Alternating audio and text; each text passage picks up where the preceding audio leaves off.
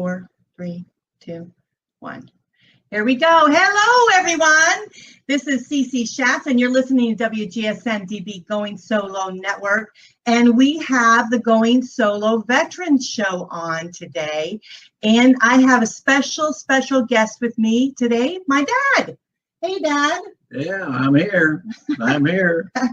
And my dad's name is Al Overmyer. Those of you that don't know, we've got some viewers already listening. We appreciate that. Kit, we see you here.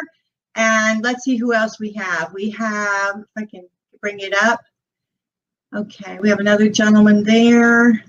Amita's here. So I want to thank you guys for listening to us today. And what we're going to talk about is a little bit of my dad's journey. And so, Dad, you want to start us on this journey? Yeah, well, I started out when I was 16. I got my pilot's license.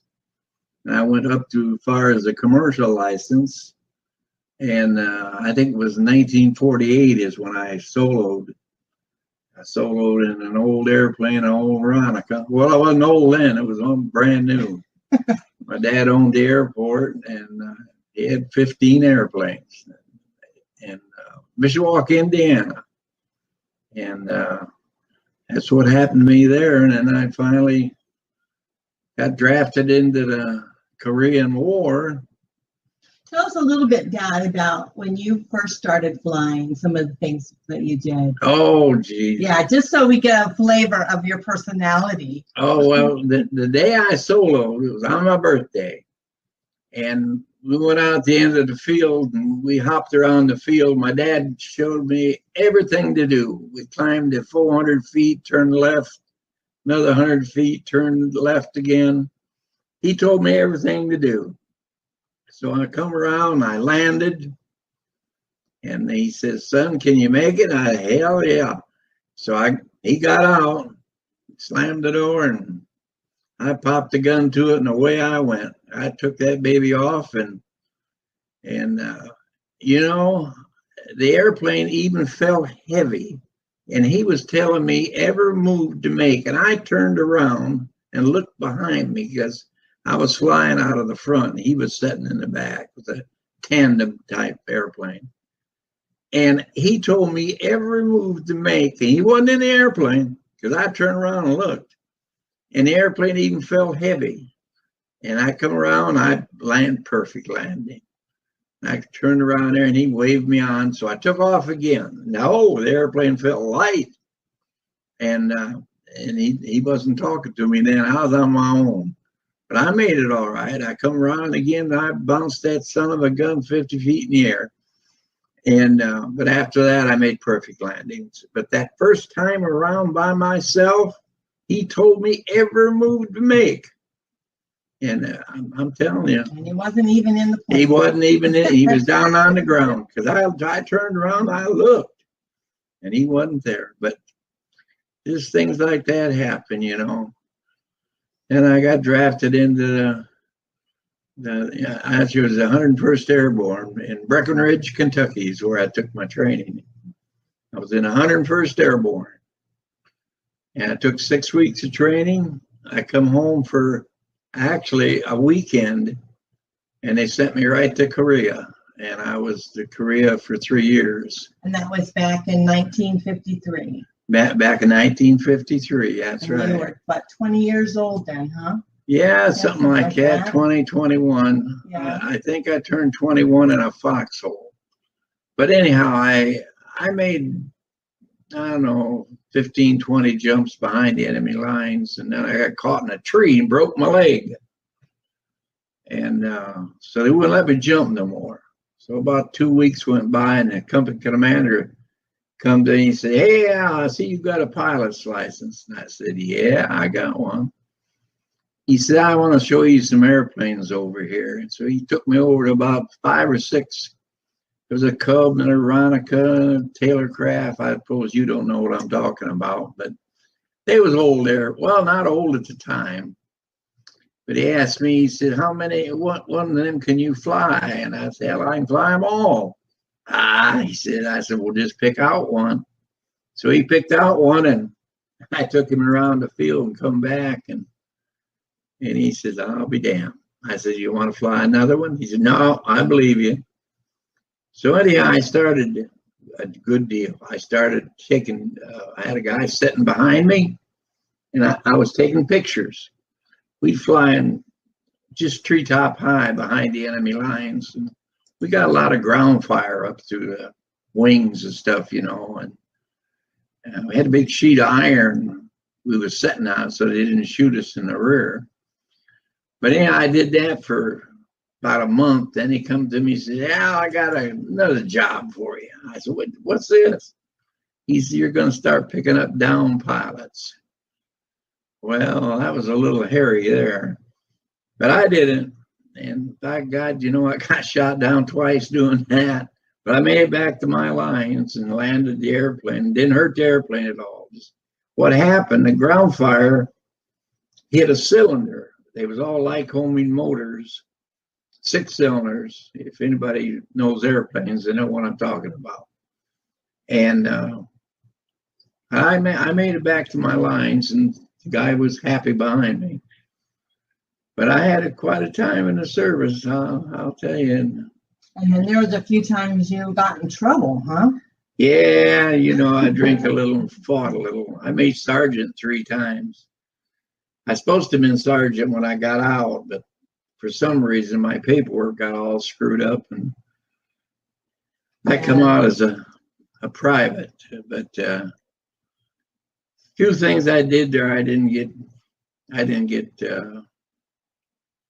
I should have, because he's recognized for it, like the flying. I never got recognized for that. That was not in my paperwork. Of course, my paperwork got all burnt and destroyed when I was over there. And when you went to get your knee fixed, your leg, when you broke your leg, and then you got out of that, it was like a makeshift hospital, right, in Korea? Yeah, it was a big tent. It was a big tent. And that's where I went with my broken leg.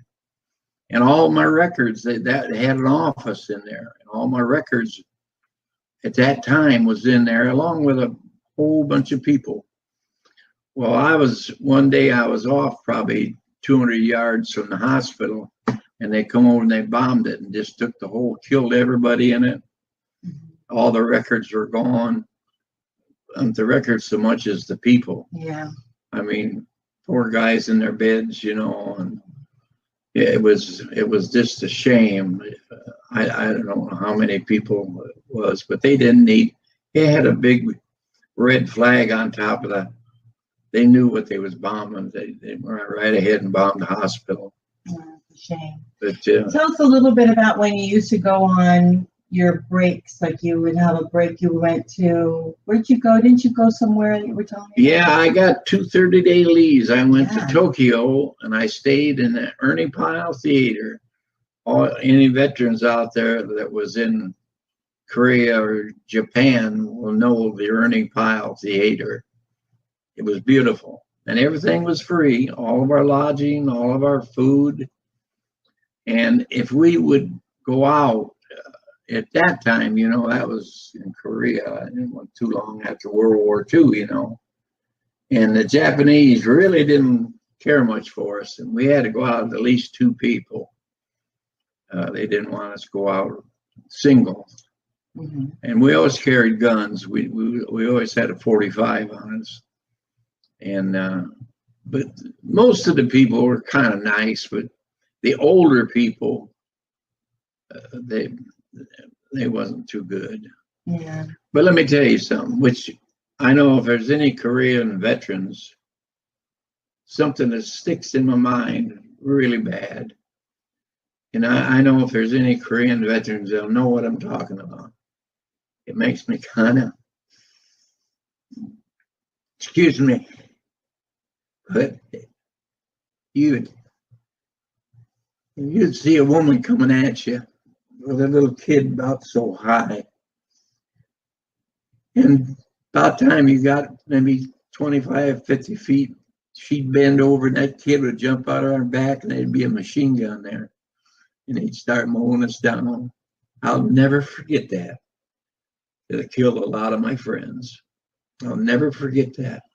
That was one of the worst things in the war, I think, is that woman bending down that kid shooting. It was awful, and more than once it happened.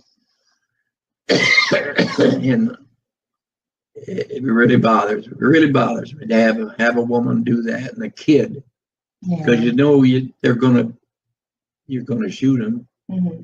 Now tell us a little bit about Granddad. My granddad did a lot of training, didn't he? Well, my dad in World War II was the head of Batesville, Mobile, Alabama. And I'm trying to think of the airplane. It was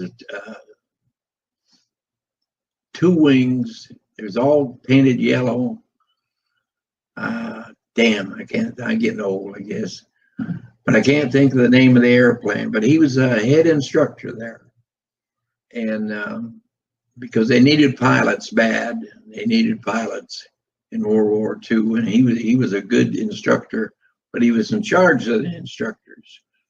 And when General Patton was over here, my dad flew his airplane, took him places while he was in the States. But he was ahead of Batesville, Mobile, Alabama. I'm trying to think of that airplane. I could see it, but I can't think of the name of it. So Granddad did a lot of training. Oh yeah, training. Yeah, taught most of the pilots, right? Yeah, he was the head of the instructors, and he also flew and trained people. Yeah, that was really something. I wish I could think of the name of that airplane. The airplane would almost fly itself. If anybody out there is a pilot, if I could think of the name of it, and you probably know it. You probably say, hell, I know it. It was a two-winger, painted yellow. Let me tell you a story. Let me tell you something. Okay. My dad owned the airport, and after World War II, you could buy these fighters like the P-51s and stuff like that. You could buy them for $200-300. So my dad bought a couple of them, and this one was a pretty nice airplane. And one day my dad asked me, he says, "You want to go for a ride, son?" I said, "Oh, yeah. So it burnt a terrible amount of gasoline. Just jump around the field, you'd burn 80 gallons of gas. So we put the 80 gallon in. Well, maybe I put 100 in. I don't know. But anyhow, it was P-51, fast for me. Anyhow, we jumped around the field, and he did a wing over and made that thing just, and you hear it all over the town. And we went up and come back around and landed. But he told me all the movements he was making. I had earphones on. He would tell me what he was doing with the stick and what he was doing. But most of that, if you can fly, all that comes to you. And anyhow, we landed. And God, I said, "Oh boy, that was fun," because it was fast. So about 3 weeks later, he left the airport. So boy, I untied that baby, went out and put some gas in it, and I said, "I'm gonna fly this thing." Now it's a P-51. Here I was, 17 years old, and I weighed probably 145 pounds. And if you are a pilot, you know what a P-51 is. Anyhow, I got in that thing, got it started. And I got down at the end runway, and I popped the gun to that baby. And I mean to tell you, I went across that runway. I was in the air before I knew it. Anyhow, I got up there, and I did a couple of wing overs just to make it yowl, And then I turned around, I come in, I landed, and everything worked good because I remember what he was saying, and just flying comes to me. And you're here today to prove it. I'm here today. Anyhow, I landed, and I thought, I'm going to get away with this. And son of a gun, just before I got up to the office, and my dad drove in, he seen me taxiing that thing up there.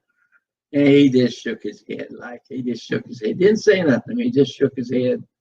I stopped it, tied it up. He didn't say nothing to me.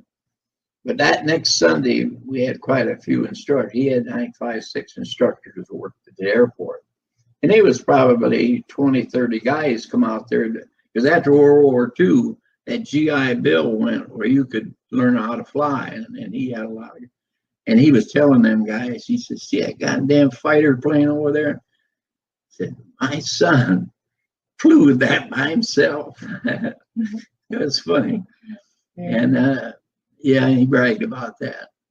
And I could fly anything. So now you got out of the service in 1955, yeah. right? And then you met my mom. Oh, yeah. Yeah. Yeah, I met her. I met Phyllis Driver. Yeah, that was her name. That's right. You met my mom. Yeah. And then came along me. And she bought me a ring and said, we're getting married. And she was a wonderful woman. She died in 92 with cancer. Yeah. She's pretty spunky, wasn't she? Oh, yeah. She was good, smart, really, really smart. So tell us a little bit about when you came home from the service, then you started driving, right? Yeah, I started racing before I went in service. So they was old junk cars. You just tied one side down with a chain and old dirt tracks. But when I come home, I started driving sports cars. And I took my test in Indianapolis type cars. And I raced a few. I did good, but at that time, I had two kids, and they wouldn't pay enough to take care of my wife and my kids and me. Didn't you train with some of the famous A.J. guys? Foyt, Parnelli Jones. Yeah, you trained with them. In Indianapolis, yeah. Back down. And that was before it was called NASCAR. Oh, yeah, way what before. What was it called then? It was called... what I was in was Northern Stock Car Association. But NASCAR didn't come along until I don't know exactly when. I wouldn't say. Right. Okay. But it's a good association, and they pay the guys really good. I'm glad that the drivers make money, not like us when we was driving. We were lucky to make $20. But of course, they didn't have none of the big tracks at that time. They had Indianapolis. But at that time, the only cars run there was Indianapolis type cars. And but it was. And then you went on after me, and Mom made you quit. Yeah. Then you went on and you started doing other racing. What kind of racing did you do? Well, I still stuck in the racing cars, but just local. Right. Just local. Like we didn't go 200 mile away. Kokomo, Indiana was one. South Bend, Indiana. There was a lot of other tracks I can't even. And how fast do you think you got up your speed? Oh. When you were racing the sports cars, how fast did you go there? 150. And then how fast on the stock cars did you go? Oh, them old stock cars, hell. Them old dirt tracks we was on, we probably didn't get up 70 mile an hour. Yeah, that's back when cars, the cars were junk. Yeah. I mean, we used to just take out the windows and put a seatbelt in there on top of it, leave the damn seat in there. We just sat on that. Did you guys even wear helmets back then? Well, we had what you'd call a helmet, yeah, but it was not near as nice as the helmets they've got nowadays. They've got some nice equipment nowadays. Safety. Yeah, and their shoes and their uniforms. And I'll praise NASCAR for that because they. And another thing, NASCAR looks after the cars and don't let them get too wild with them. They keep them under control. And it's a good association. It's a good association. So tell us a little bit about all the different kind of vehicles you had, because cars and all that stuff was a good thing for you. Oh, I had all kinds of, like when you were young, you guys had like a Model T, right? Oh yeah, that was my first car. I'll tell you that story. My dad and my brother, we was at Papaw, Michigan. I don't know, probably nobody knows where that's at. But anyhow, this old Model T, it wasn't old. It was an 8, good shape. We give $20 for it. Oh my gosh, $20.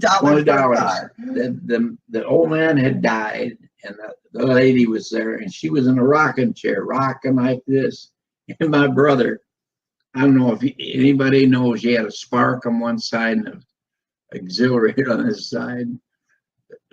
The pedal you pushed way down to go, halfway up was neutral, all the way up was go. Center was reverse, and they called it a brake over on the other side. But anyhow, my brother was out there just cranking it, and it's kicking like hell. And the old lady let him do about a half hour.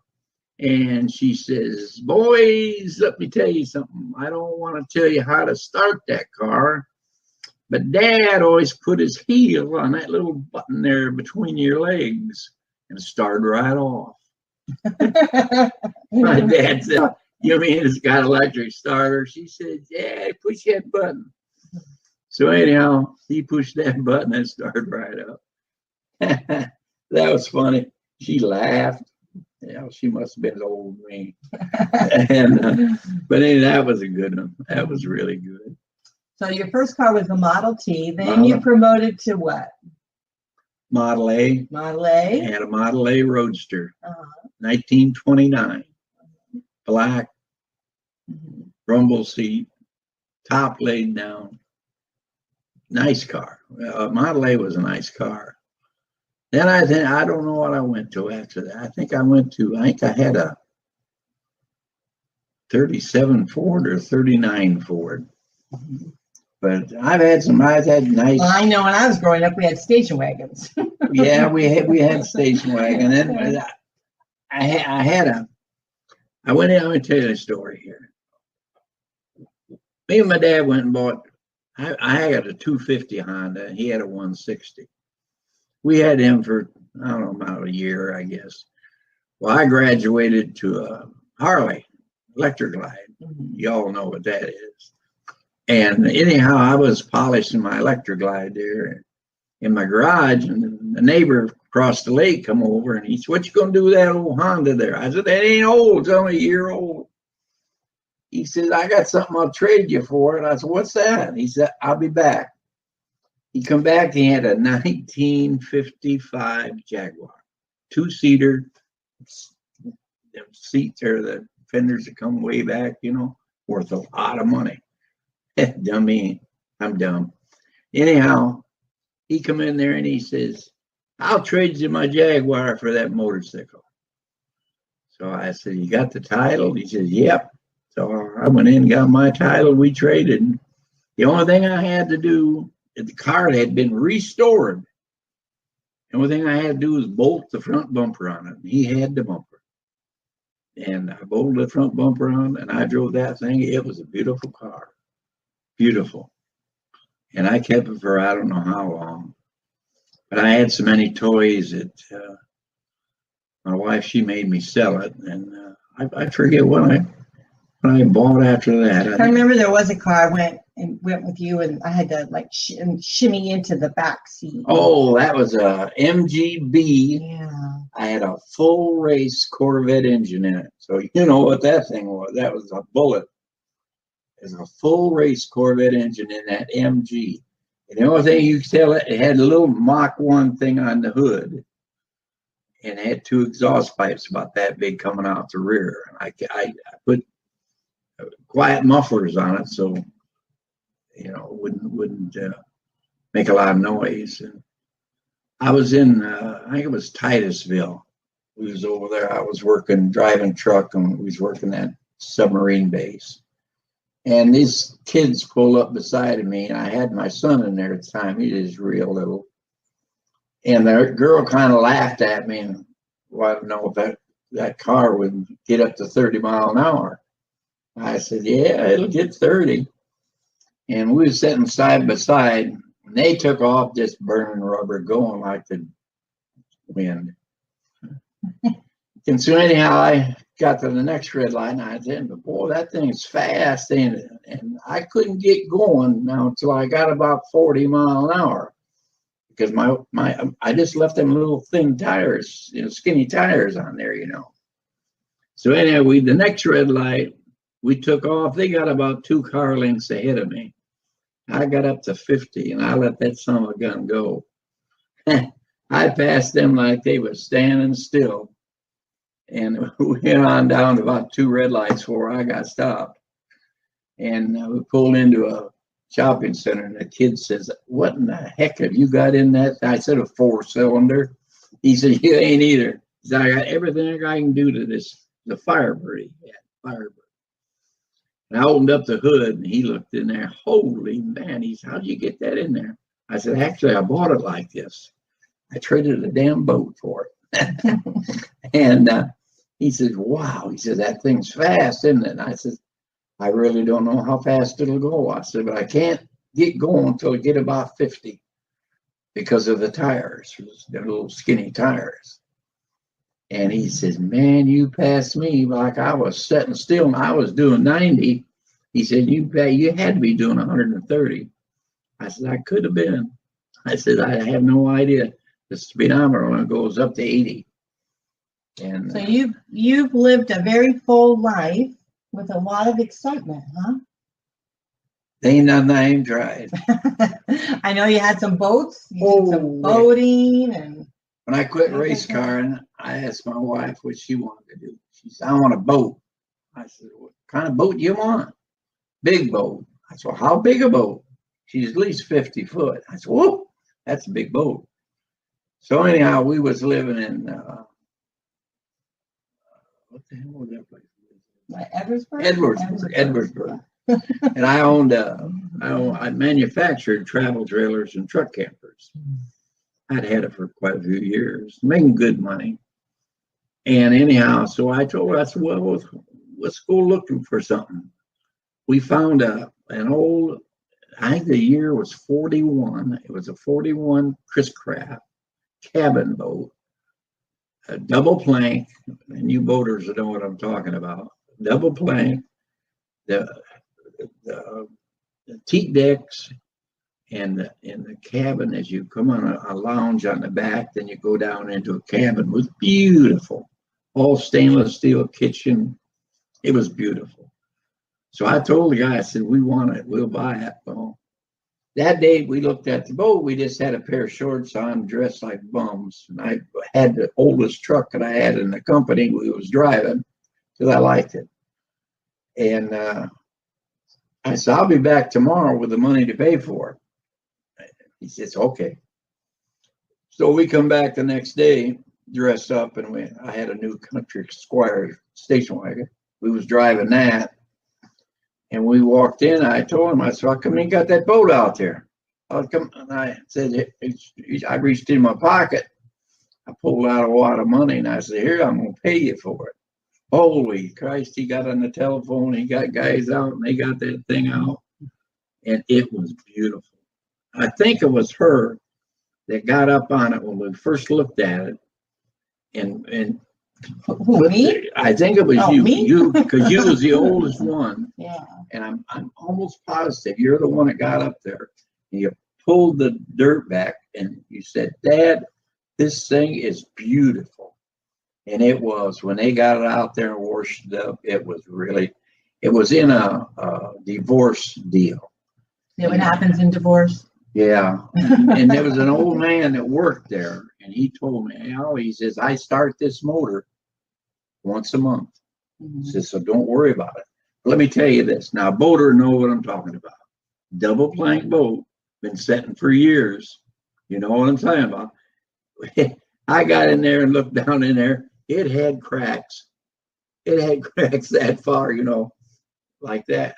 I told the old man, I said, "Boy, I'm going to have to caulk this boat." "Oh, no. He says, "Don't do that." He says, "We'll put it in a sling, and we'll put water in it and let it hang overnight." He says, "I'll guarantee you, overnight, this boat will drain the water out and it won't leak a bit." And so he did. And that thing swelled right up, closed, and I never even had a bill. Well, I had a bill, but I never had to use it.